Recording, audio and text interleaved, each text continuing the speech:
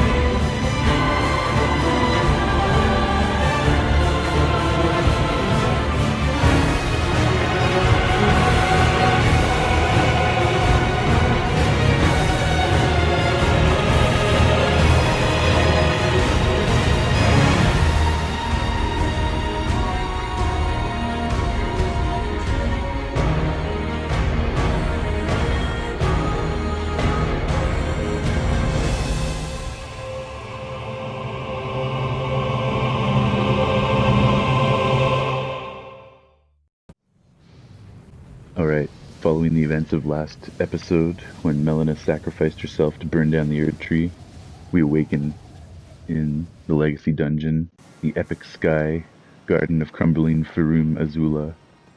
We know this place well, and there's not anything extra that we have to collect here, no summoning pools or anything like that, so we're just gonna make a mad dash from area to area.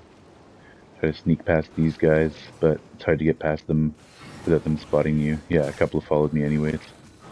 Not to worry, we'll just roll past them and out onto the terrace out here. We won't be fighting the Ancient Dragon. I can't remember if he's carrying an Ancient Dragon Smithing Stone or not, but we can always come back and fight him later. I'll probably go around and look for any outstanding and easily obtainable Ancient and Somber Ancient Dragon Smithing Stones before moving on to Journey 8 anyways. Pick up this Grace, and again, we're just moving through the ruins, gonna pass all of those beastmen. Got a lot more beastmen in here to get past, and another Grace just on the other side of this room, so lots of Graces, lots of checkpoints along the way, which is good. Grab this item, Bell Bearing. Again, we don't need that. I checked that summoning pool just to be sure, but I did indeed have it, and I'm pretty sure I've got everyone in the game now. Get some treasure right here, and then it's a little bit sketchy working our way down these ruins, but we're down to this section, and now we should have another Grace just on the other side of this. Yeah, here we go. We got ourselves a Grace, and we're coming up to our first boss fight of the dungeon. We gotta get past some annoying banished knights or whatever those guys are. We can hop right into the arena, and we're gonna be fighting. We're gonna make some sleeping pots because we have to fight the two, the Godskin Noble and I forget the other one, but Godskin Duo anyways. So we put the small one to sleep, and now we can just focus on the big one. Makes this fight a lot easier when you're not having to worry about two of them at the same time. And of course we also know that with this particular fight, even if you kill both of them, the fight's not over yet. They keep respawning until the full boss health bar at the bottom is done. And every time you kill one of these guys, it takes a sizable chunk from that health bar, but it doesn't do all of it. Okay, the small guy's awake again, so we gotta try and take this fatty out quickly before the small guy can get in there as well. That was looking bad, but thankfully we got away from the roll and we were able to finish him off, heal up, dodge that fire blast, and then now it's just one-on-one with the thin guy. These guys generally aren't as bad as the larger variant, so that's why I like to put him to sleep first, take out the one that's more annoying, more frustrating to deal with. Now he's reviving his friend, so he's going to bring the big guy back, but we're going to try and do as much damage as we can during that process so that he doesn't have too much health left. We can try to get out of this. It is looking sketchy, but this was a successful run, as you'll see momentarily. Definitely some sketchy moments though. And yeah, as you can see, it's definitely no fun fighting both at the same time, but thankfully because he didn't have too much health left, we were able to get him down, and then now it's just a one-on-one again, which is kind of the way you want to treat this if possible. So you get that initial sleep off on one of them, and then you can kind of just go back and forth. There will be a little bit of crossover time where you're fighting both at the same time, but you can usually just keep it to a one-on-one, which is nice. Oof, he rolled over me and messed me up pretty good, but we're getting close, we're getting close. He's only got a few more hits, and the main boss bar on the bottom is also almost done. Now they're both alive again, which is sketchy. Heal up, back off, finish this guy if we can. Ooh, that was a good dodge, okay. And then now it's just, should be just one-on-one against this small guy to the end. And he's got more health than the bottom boss bar at this point, so we just have to finish off the bottom bar and then he'll die in one hit right here. Perfect. There we go. So that's one of the more annoying fights in the game, the Godskin Duo, and we've passed that. Get the grace, and now we can move on to the latter parts of Crumbling Farum Azula. There's definitely some pretty annoying fights in the DLC, and we've only done those one time, so we're going to be dealing with some tough fights on Journey 7. Oh yeah, and that guy hit me in the back and prevented my jump from reaching its full length, so I died there. We re-dragonize ourselves, and we can go back.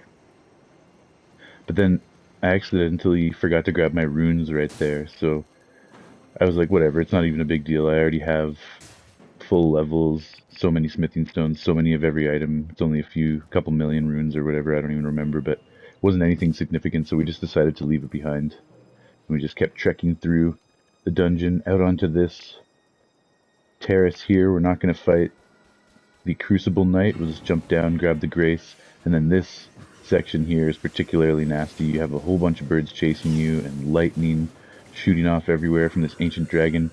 And then I jumped short right there, and that ensured that I was not going to get those runes back anymore. But again, we don't really care too much about those runes, so it's all good. Pass through all the lightning, and we're going to get up to this ancient dragon, and with this guy, he does have an ancient dragon smithing stone that he drops for sure, I remember that. So we killed him, got that, and then in this pavilion back here, there's also a Somber ancient dragon smithing stone, so that's an excellent location. Every time you do a new journey, you should always stop there and grab both those ancient and Somber ancient dragon smithing stones, because that's how you can upgrade your weapons to the maximum potential, and they're rare, hard to get, they're non-renewable, so anytime you can grab them, it's always a bonus. Sneak past all the beastmen in here. That's always tricky to get through there. There's a lot of sketchy moments, and we're gonna get on the elevator. Hopefully, yeah, that guy didn't follow us. We can get to the top and get this grace. Pretty bad if the guy gets on the elevator with you, then it's really, really tough to avoid dying. But no worries, we got through there, got our grace. Now we're heading up onto the main pathway towards Gurrank, aka Maliketh. And there is another Draconic Tree Sentinel here to deal with.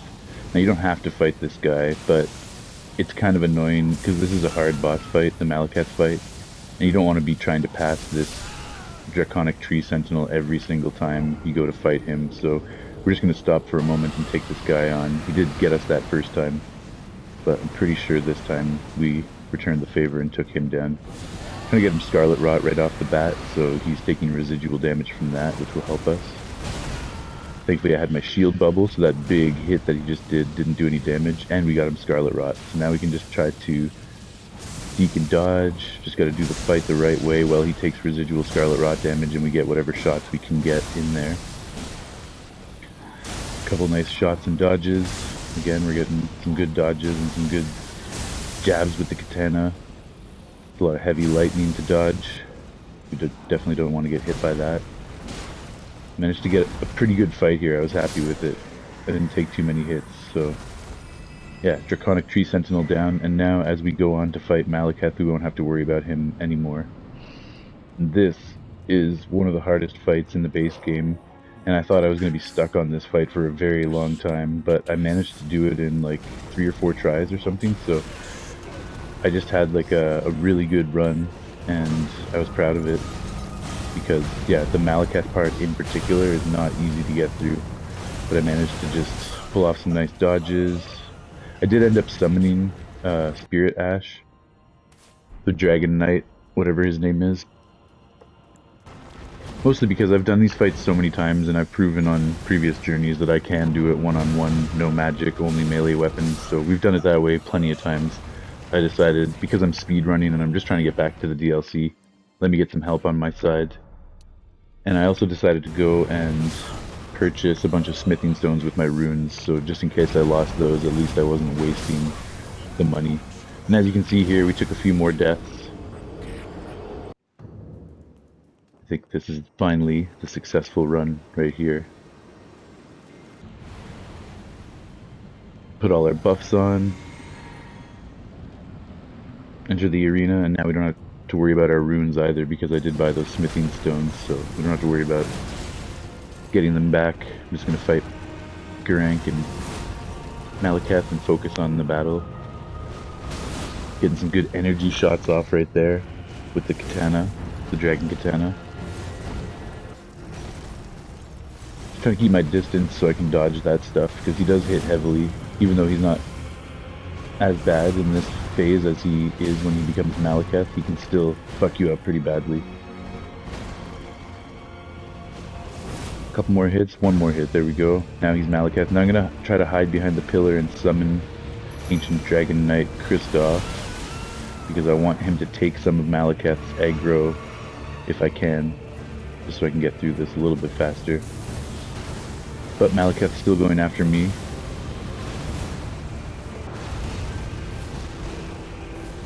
A lot of crazy incoming attacks.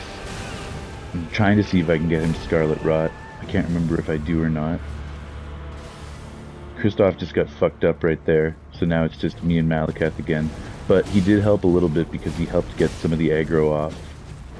So I could kind of breathe a little bit, catch my breath, regroup, and then come back in. And then here's where I just kind of went into a trance with the fight, and I just pulled off a whole bunch of really good hits and dodges.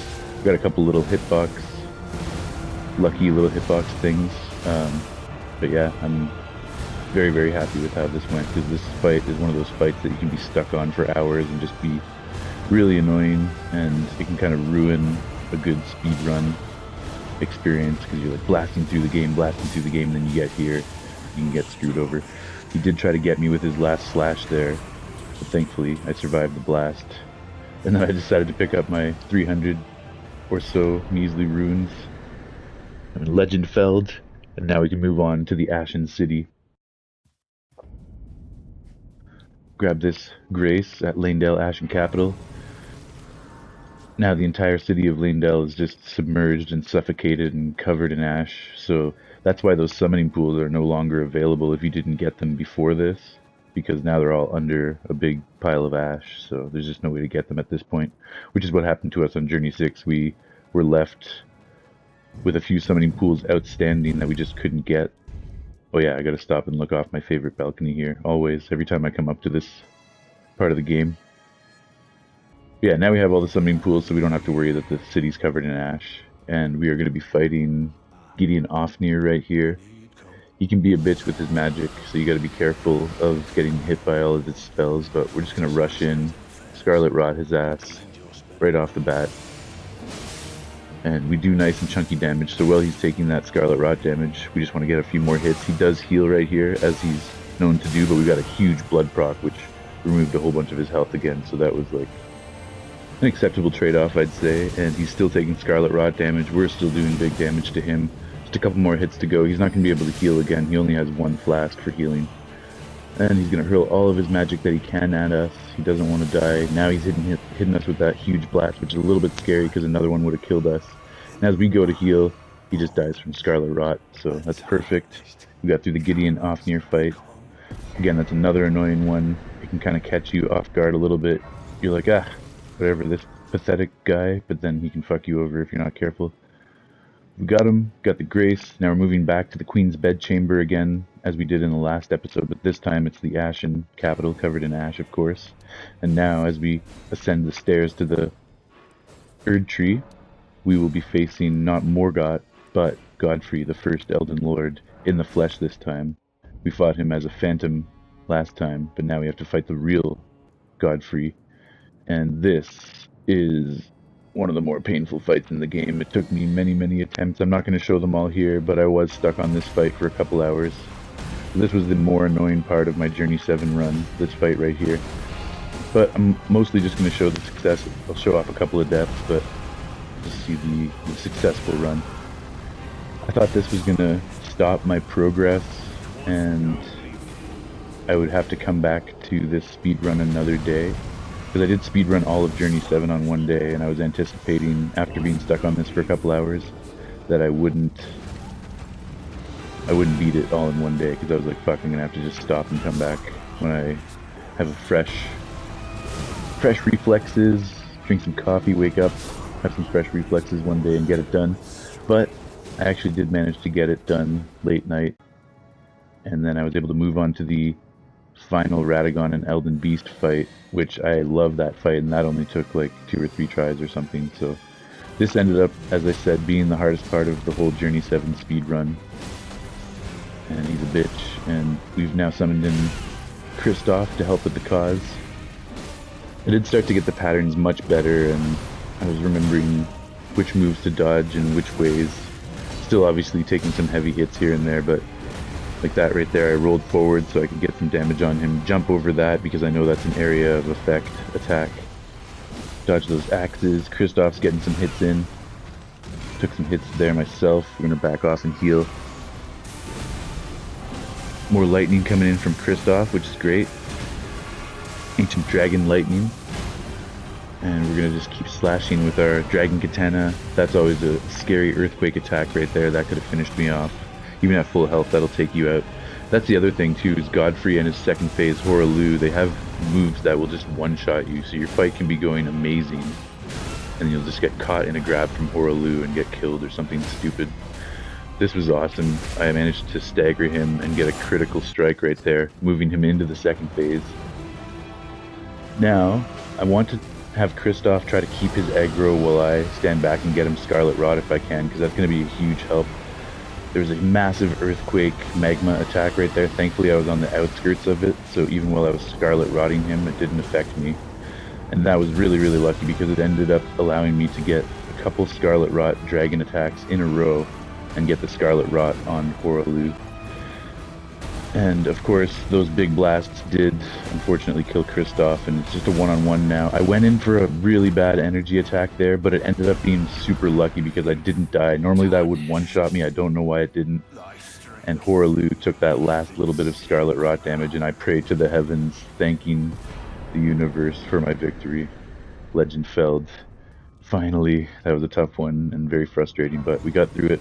We got the grace here at the base of the Erdtree. Again, we're going to go and purchase some smithing stones just so we're not wasting our runes, because we'll inevitably lose them in this fight as well. So they didn't go to waste, we were able to get some smithing stones. Into the Radagon arena, I enlisted Kristoff again for this. Radagon to me is more annoying than the Elden Beast. I know a lot of people don't like the Elden Beast fight and they get frustrated that they have to redo Radagon every single time. And that is frustrating for sure, but something about the Elden Beast fight. Oh man, I accidentally moved right into his grab there, which kills us. But that's okay, that's kind of funny. Yeah, something about the Elden Beast fight, I just really love it. It's super fun, it's super intuitive, it's very satisfying. You do big chunky damage to the Elden Beast if you have the right build. And now, Torrent is actually summonable in the Elden Beast arena, which was never previously possible, so I'm really excited to try that out as well. Once we get there, of course, we have to get past this bastard Radagon first. He did fuck us up a couple of times. In fact, I don't even think I died on the Elden Beast, I only died on Radagon. Once I was able to get to the Elden Beast, I had some really good success. And after a handful of attempts, this was our successful run. So I'm just going to shut up, sit back, and let's watch the fight unfold.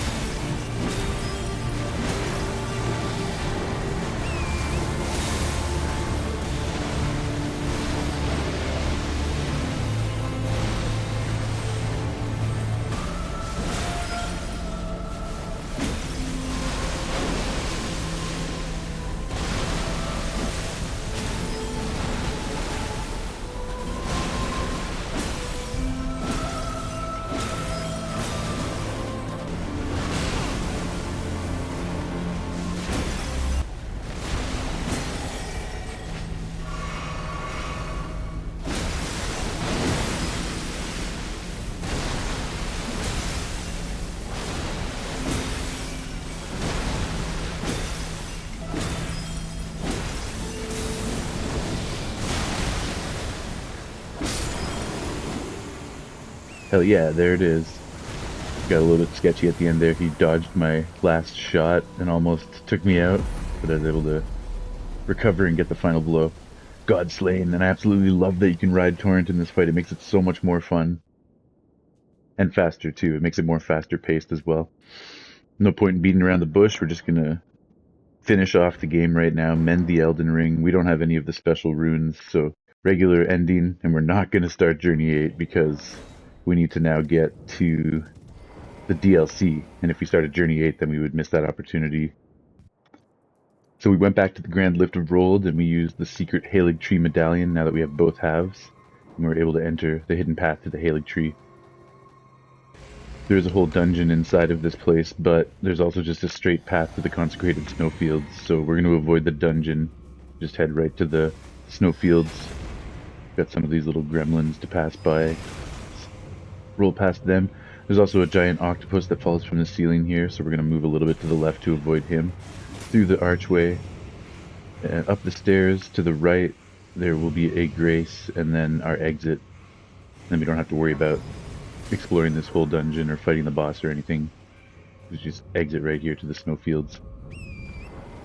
Alright, now that we're on the Consecrated Snowfields, it gets a little bit tricky to navigate because you can't really see in front of you, but there is a grace not too far from the entrance. And then we just have to head into the mists and the fogs. And eventually you get out the other side, down by the river, where there's another grace. And the fog starts to lift a little bit. And it's a good thing I marked these portals on my map on previous journeys, because now I know exactly where this portal is to the underground. But before we can pass through the portal, we do have to fight the Sanguine Noble NPC invader. And here he comes now. He can be a bit of a bitch. He's got blood procs that will build up. You gotta watch out for the slugs that are around here too. You don't want to get caught off guard by them. So I just went up onto the tree to try and isolate him away from the slug creatures. And I was able to get a nice blood proc on him right there. He tried to heal, but he had already used his flask, so I finished him off during that. Bloody Finger vanquished, and now we can finally access the portal and pass down into Mohgwyn's dynasty. Mohgwyn Palace, whatever it's called. Yeah, Mohgwyn Palace. We're up high, so we gotta be careful. We don't want to drop off and kill ourselves. So go over here, then we can fall safely. Let's collect some resources along the way, and we're at our famous grinding grounds, where we spent so much time grinding millions and millions of runes. Hundreds of millions of runes. But we're not here to grind today. We're here to actually travel the path over to the palace. Through the blood pools, past all the blood Albinorics. And on the other side of the blood pool, we have to watch out for the sorcerers, the Albinoric sorcerers, because they can summon these giant skeleton guys that just shoot us. He can dodge through the trees, grab that glowwort. We're gonna get kicked off Torrent here because he can't come into the mausoleum with us. That's okay. We dodged that final skeleton blow, and then we ran up the stairs, grabbed the grace, continue running up the stairs into the palace. There's all these kind of like blood zombie creatures here, but we can just run past all of them. Watch out for the gigantic blood slug. You can actually get around it if you just go this way, so we don't have to fight him. And then we're arriving in one of the lower areas of the palace, and there's more sanguine nobles in here, and they're very, very dangerous, and there's multiple of them. And I don't want to fight them, so I'm just going to grab that Lord's Rune and just keep running. I think there's one chasing me now. Nice smithing stone. Yeah, there's one chasing me. There's a couple of them chasing me, and they'll fuck me up, so I'm just going to keep running. We're almost at the other side where there's another grace, and we can rest. Here we go. Beautiful. That guy's chasing us, but thankfully he despawned right there. I'm also going to put this Purifying Crystal Tear in our Wondrous Physics so that we can easily fight Mohg, Lord of Blood, up at the top of this elevator. And we're going to be able to access the DLC after we beat this fight. So not only have we beaten all of the Journey 7 base game, but we're about to be able to access the DLC and do our second DLC journey, so that's really exciting. He can be a bit of a tough enemy as well. He's not too bad. He didn't give me too much trouble, but he did get me a couple times. I also summoned Kristoff for this fight. But using our Purifying Tear and Mohg's Shackle, we can make quick work of this one, actually. So we'll re-Dragonify, and we'll apply some buffs. We'll put our Crystal Tear on. get our Mohg Shackle ready and our summon, Kristoff. So he's entered the fray, and now we've got the Shackle. We're just going to apply that so that we send Mohg down to the ground, and we can get some easy shots in while he's staggered down. Nice energy Katana blasts, and Kristoff's going to do some lightning as well, which is great. I'm going to back up, and I'm going to use another Shackle. You can only use 2 in the fight, and you can only use them in the first phase, so you got to use them pretty early on to take advantage of them. So there we go, we got that done. He's down at half health now. We staggered him, which is beautiful. We got the critical strike, and he's really low on health. He's down 2/3. He's about to use his blood magic, which is going to steal health from us, but because we have the Purifying Tear equipped, it's not going to steal too much health. Otherwise it could kill you very, very easily, so you got to watch out for that. But even though he doesn't steal much health, he does get a lot of health back, which kind of sucks. We just have to play it cool now. Kristoff's helping to distract him, do a little bit of lightning damage every now and then. That almost killed me. I'm really surprised it didn't die right there, but I was able to back up and get healed up to full health. I'm just going to keep hitting him with some more energy katana strikes from distance. Look at all that fire and blood and his huge trident. We don't want to get in there. We'll get fucked up pretty easily, so kind of letting Kristoff take the lead and get in close so that he stays aggroed on Kristoff as much as possible while we stay far away. We can just fire in those katana energy blasts and take him out. Not too bad at all. Demigod felled, Mohg down, and here we are in the Dynasty Palace. I always love coming over to this end place. It's so beautiful. The cave looks like a galaxy. And then down here, there's also another Somber Smithing Stone. So I wanted to come down just at the bottom of the lift from the boss fight. Another Sanguine Noble too, and all kind of Blood Albinorics. So that was really sketchy, but I just kept healing and I had my defense bubble on. And I managed to somehow get in there and get the Somber Ancient Dragon Smithing Stone and get out without having to fight anybody. So I was happy with that. Back at the top in Mohg's arena, we're going to access this Grace, and then we can finally access the DLC Journey 2 after we talk to Letta, which we will do at the start of the next episode.